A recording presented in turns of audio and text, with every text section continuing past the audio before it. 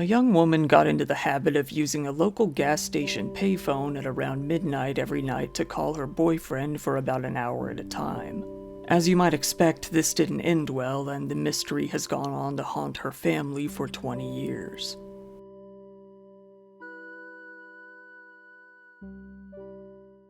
This week, Yours app has been kind enough to collaborate with me on this video. Yours app is a self-care app designed to, help you take care of yourself in a variety of ways. For example, through specially developed meditation rituals, even yoga practices, soundscapes, and a lot more, including sleep stories to listen to, which is something that I'm sure you'd probably like if you enjoy videos like mine. The meditation guides are nice too, as a lot of people have trouble meditating on their own. I know I do, so this app helps me pull that off a lot more easily. The whole aim is to give you a place where you can relax and take time for yourself every day. It's really that simple. And the best thing about it is that it's all personalized to your tastes. You don't have to go through a bunch of videos and audio that don't fit for you. It's a great time saver in the end. They will help you find the best program based on your own habits and needs to help out with both your body and your mind. All you have to do is take about 5 minutes out of your day to be mindful, with Yours app acting as your own personal assistant to guide you and help you out. So go to yoursapp.com/dire to get a huge 60% off discount from the yearly Yours app subscription, or sign up using the code DIRE. And now to the video. Elaine Nix was an 18-year-old woman who lived in Gainesville, Georgia. Those who knew her described her in a number of ways: bubbly, independent, fun, happy, and energetic. She was a senior in high school, very eager to finally graduate and get her diploma so that she could go on to become a nurse. She was very small in stature, being only around 5'2", and very thin, weighing only about 100 pounds. Nevertheless, she was very bold and outspoken. The people most important to her were her family, her friends, and her boyfriend, Billy Millwood. However, Elaine hit a slump, and unfortunately she would go on to drop out of high school. She was working as a hostess at a restaurant called Up the Creek. She was reportedly trying to act responsible and make plans for the future, but it's not really clear how well that was going at the time. Her boyfriend, Billy, lived about 30 miles away in Cleveland, Georgia, with his mother. Being that they were still both 18 and just started driving a couple of years ago, this 30-minute drive felt like a lot longer of a distance than it actually was. Instead of driving to see each other all of the time, they instead made phone calls to each other almost every night, sometimes lasting hours at a time. For a while, Elaine had been calling Billy from her phone at home, but they were long-distance calls at the time, and they were adding up to about $75 a month. They weren't a family with a lot of money, so these calls were really annoying her parents. They decided to block all long-distance calls entirely, leaving Elaine to have to find some other way to contact her boyfriend. Elaine soon had an idea: payphones. She discovered that if she used a payphone at a nearby gas station, Zach's Food Rack on Candler Road, she could call Billy and talk as long as she wanted for only 35 cents. Eventually, this became a routine, and Elaine was calling him at around 11 p.m. nearly every night. They would usually talk for about an hour, and then Elaine would head home. On one night, September 19th of 1999, Elaine was feeling particularly inspired. She decided she would actually go to church with her father. During the service, the preacher asked who among them would like to dedicate their lives to God. And that night, Elaine chose to raise her hand. Once she got home, she excitedly told her mother about everything she had learned, mainly about one verse in the Bible that says something about God forgiving you no matter what. That was the one that particularly stuck out to her. But only one day later, tragedy would hit. The night of September 20th, 1999 was at first very uneventful. Elaine had been sick in bed all day until she ended up getting a message from her boyfriend on her pager, cursing at her. Since long-distance calls had been blocked, he was forced to voice his anger at her using numbered messages to spell out a code on her pager, this code spelling out F-U-B. I'll let you figure that one out. This wasn't out of the ordinary, though. The couple would often fight, argue, break up, get back together, with Elaine's mom saying it happened 100 times. She threw on some clothes, a white t-shirt, khaki pants, and white and blue gym shoes, and left her quiet suburban home, surrounded by thick woods, at around 11 p.m. to go call Millwood. She went out to her usual payphone in order to figure out why he was angry and hopefully to smooth things out. She drove down the winding, wooded roads of the two-lane highway to get to the gas station as she usually did. In about 5 minutes, she reached Zach's, which was already closed for the night. She pulled into the gravel parking lot near her usual payphone to make the call. That store was a popular place for truckers to pull in and park to sleep for the night, and usually had people coming and going at all times, even after closing. Elaine and Billy talked for about an hour, more or less the usual amount of time, from that payphone. Phone records were able to prove this. Her parents were pretty confident that she was able to make up with him on the phone that night, as they usually did. While what they really truly discussed can't be known for sure, Billy stated that they mainly talked about an upcoming camping trip that they hoped to take together. They ended the call, and Billy assumed that, like usual, Elaine would just go home and go to bed afterwards. Nothing really seemed out of the ordinary during the call, with Billy never so much as hearing anything or even sensing anything was wrong. This was the last time anyone who knew Elaine would ever speak to her. Elaine never did come home. At first, her parents, David and Becky, weren't really all too concerned. She would often not come home, instead staying at either her friend's place or her cousin's. She was legally an adult now and usually very independent, doing mostly everything on her own. She had a tendency to run away as well before this, but nothing ever came of it until this point. The parents assumed that she was just with a friend or her boyfriend and didn't think much of it. But a few hours later, a police officer was patrolling the area when he noticed Elaine's car, a 1986 Toyota, sitting in the Zach's parking lot. The hood was notably still warm, but nobody was around. The officer left the scene without examining the car any further, not being too concerned. And that concern never really hit until the next morning when Elaine didn't show up for work at her restaurant job. Everyone knew something was up, particularly because this was payday. She never missed a payday. She really wanted that check. After getting a call about this issue, the parents made their way over to her usual payphone, as that was the last place they knew of her going. They soon found her car still in the parking lot. The driver's side window was rolled down and the keys were still in the ignition. Even her purse and cigarettes were left inside the passenger seat. Being that she was a frequent smoker, it was very odd for her to leave her cigarettes behind if she was going to be leaving the car for more than a short while. The only item they could really tell was missing was her address book, and she herself was nowhere to be found. Elaine's mother walked into the gas station and started talking to the clerk, asking how long that car had been there and if anyone had been near it all night. But unfortunately, the clerk didn't start work until that morning. The place was closed all night. The car was already there when she got there, and no one had been around it when she showed up for work, or since, really. Elaine's mom made a giant mistake and chose to drive her car home. It didn't click to her that the car was the most major piece of evidence they had on this upcoming missing persons case. In taking it home, she both contaminated the car and removed it from the scene. Once they got home, the parents reported Elaine missing to the police. But early on, the police weren't all too concerned. They assumed she was merely a runaway, which she was allowed to do at 18 years old, and figured she'd come home soon on her own anyway. They did take a bit of initiative and set up some roadblocks, asking some people if they've seen anything, but that was about the extent of it. From then on, Elaine was looked at as merely being a runaway, and the police didn't really do much to look for her. Her extensive history of leaving home left them to believe that she had merely done it again, despite leaving the car in that state. According to Becky, Elaine's mother, the sheriff initially stated that she had probably run off to Florida with a few friends, or insinuated that she might have left to become a stripper somewhere. The police had apparently considered her to be nothing but trouble after interviewing her friends and family and seeing her history as a runaway. According to the parents, they were told that you usually aren't allowed to file a missing persons report until the person has been gone for a certain amount of time.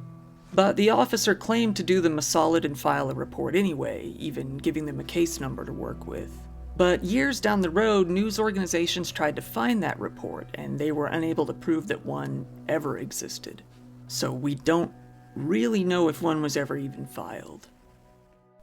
Elaine's family believed that this time she hadn't run away, given that she had left everything behind. They decided to gather up some people and organize their own search party. They tried to retrace all of the steps she had taken during her last day. As quickly as they could, they drafted up some handwritten missing persons posters and began pinning them up on every stop sign and light pole they could find.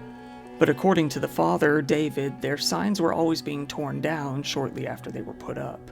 After all of this searching, they found nothing. 9 days later, on September 29th, Becky was off work and at home.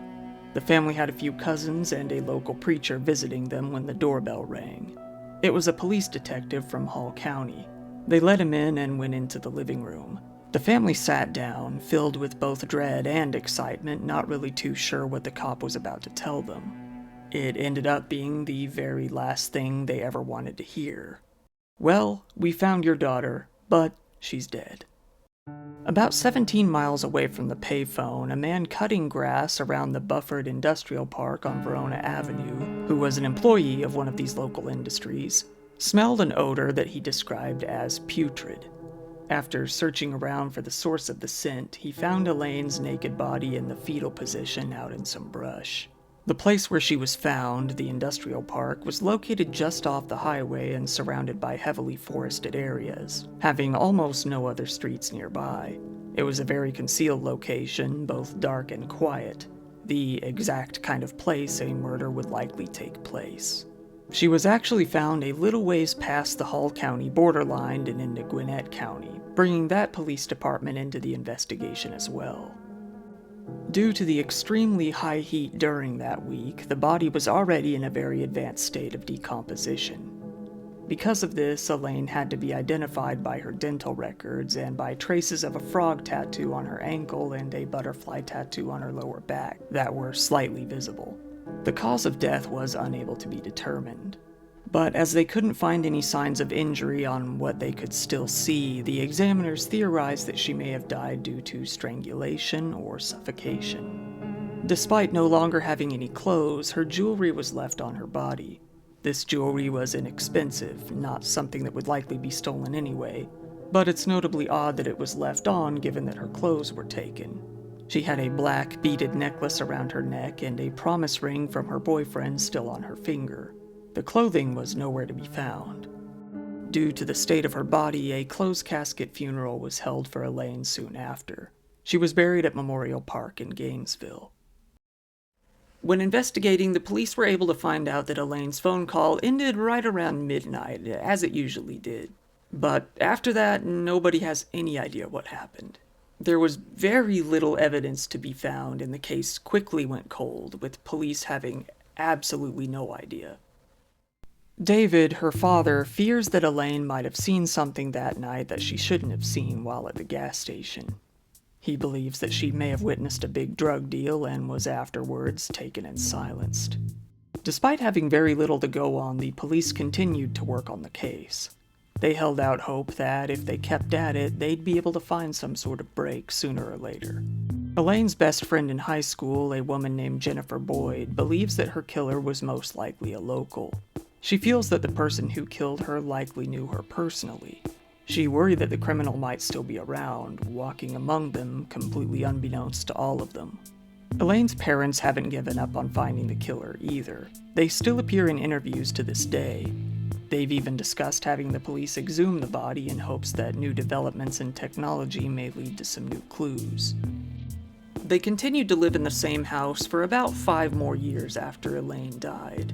They left her room as it was, just completely untouched. But after a combination of some financial trouble and a slew of bad memories, they eventually decided to move out. All of her belongings were boxed up, never to be opened again. Over the years, her boyfriend at the time, Billy, who was the last known person to ever talk to her, has had a bunch of stints in jail, netting himself a long list of criminal charges in the process.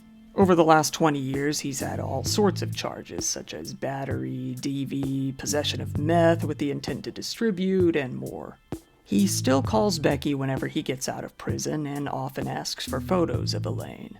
Becky strongly feels that he has wanted to tell her something, but every time he gets out of jail, he's thrown back in fairly quickly. She thinks that, as he was the last person to ever talk to her, he knows something, at least, even if it might seem trivial. Every time the anniversary of her body being found rolls around, many of the people who still think about Elaine attend a vigil at her gravesite in Gainesville. Her family and her best friend are always in attendance. She didn't have any grudges against anybody. She didn't talk bad about anybody. "I just miss her so much," said Jennifer Boyd in an interview. Of course, they all hold hope that the police will someday find out who killed her. "There's a killer out there. There's a killer among us, daily," said Jennifer. "We want justice for her." Once they all gather around the grave and pray, they release balloons up into the sky, carrying written messages for Elaine along with prayers. Jennifer has a message for the killer themselves. "Whatever you did was very selfish. You took a beautiful young life and destroyed not only her life, but the family's life, her friend's life, and everyone else she had affected. I hope you are suffering every day knowing what you did and not coming forward and at least giving the family closure in some way." She wants the criminal to pay for what they did. Police have been asked for updates to the investigation. They have gone on to admit flat out that there's no new information to discuss, but they're still working on it. They haven't really gone into detail, but they have had quite a few suspects over the years, although they won't say who. But in the end, none of them were ever charged. And although they've hit a lot of dead ends, they consider all of their suspects so far to still be potential suspects in the end. Her murder is, as you would guess, still unsolved. Her clothes have never even been found either. But the detectives push on regardless. A lot of people out there theorize that Elaine may have become the victim to a deranged trucker who had parked at Zach's for the night, likely seeing a very small, defenseless, pretty girl and jumping on the opportunity to take her in the moment. Others wonder if it could have been a worker from the factory at which her body was found that could have killed her. In 2005, an anonymous tipster had told Elaine's father that he had seen 4 men dragging Elaine away from the gas station that night. This has never been able to be confirmed. Drugs were also a very widespread problem in the area. It's possible that Elaine might have indeed been in the wrong place at the wrong time, saw a crime take place, and was taken out of the picture as a consequence. A lot of other tips and theories have actually come in over the years, but the bulk of them have been dismissed because they just don't fit in with the hard evidence. They're most likely hoaxes. There's still a $5,000 reward out there for any information that could lead to the arrest and conviction of whoever killed Elaine Nix. If you happen to have any information, feel free to call the Gwinnett County tip line at the number I've got up on screen and down in the description below. So once again, thank you for watching my video. If you could leave the video a like, I would really appreciate it. It helps it to get seen by other people. And if you like content like this, feel free to subscribe if you want to. If you want to support the channel even further, I do have a Patreon account, which I keep linked down in the description below. Speaking of which, shout out to my top patrons. We've got Rick Torres, Farius, Tang, Sash Johnson, Marianne McCurdy, Jewel G, Wafrans, Jules Latona, Arctic Cat, Alan Damiani, Adrian Lawley, Winnicott, Marsh, Buffazerk, Jewel Movchan, Kim Peak, Lux Alpaca, Charity, Skooky Maine, Jackie, Teresa Ferguson, and Mark Barnett. You guys are, as usual, really cool people. Don't forget, go to yoursapp.com/dire to get a 60% discount off of the yearly YoursApp subscription, or just sign up using the code DIRE. Thank you, and good night.